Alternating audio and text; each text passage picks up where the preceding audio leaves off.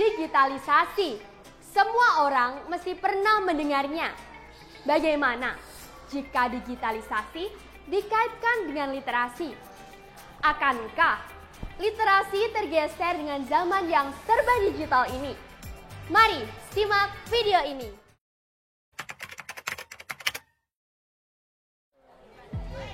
Di tengah arus informasi yang deras, literasi masih menjadi kunci utama untuk menyaring, memahami, dan mengolah pengetahuan secara bijak. Perpustakaan sekolah sebagai pusat literasi memegang peranan vital dalam membentuk generasi yang cerdas dan berpikir kritis. Ia bukan hanya tempat menyimpan buku, tetapi menjadi jantung pendidikan dan memompa semangat membaca, menulis, berpikir, dan berdiskusi ke seluruh elemen sekolah.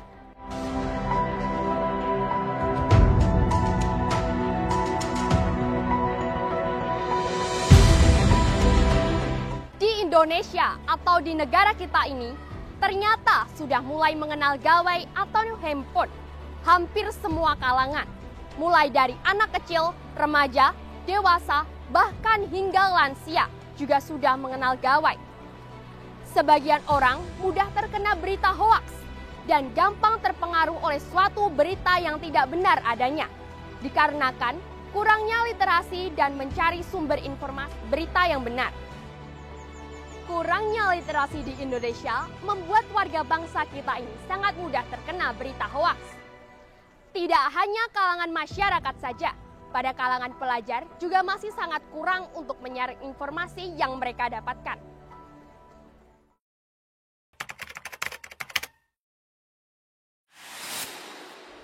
Lalu, apa itu literasi? Literasi apa saja jenisnya? Sebagian orang mengartikan literasi adalah membaca. Ternyata arti literasi bukan hanya membaca, tetapi juga kemampuan dan keterampilan seseorang dalam menulis, berbicara, menghitung, dan mengolah informasi. Jenis-jenis literasi sangat beragam, yaitu baca tulis, numerasi, sains, digital, finansial, budaya, dan kewarganegaraan. Bagaimana literasi di kalangan pelajar? Ternyata sebagian besar pelajar masih menyepelekan soal membaca dan mengolah informasi. Tetapi sebagian lainnya juga memilih membaca sebagai pengisi waktu senggang. Apalagi di zaman yang serba digital ini, kita bisa dipermudah untuk membaca hanya lewat gawai saja. Kita bisa mencari sumber bacaan yang akan kita baca dengan mudah. Ternyata literasi juga berperan penting untuk kemajuan pendidikan dan pola pikir masyarakat. Bagaimana jika pelajar di era sekarang yang diidam-idamkan masyarakat untuk majunya pendidikan di Indonesia dan menyambut Indonesia emas pada tahun 2045 masih seperti ini? Maka dari itu, tahun 2025 menjadi momen penting untuk merevolusi cara kita memandang literasi dan untuk menyambut Indonesia Emas 2045. Setiap anak Indonesia berhak tumbuh dengan buku di tangannya dan informasi yang benar di hadapannya.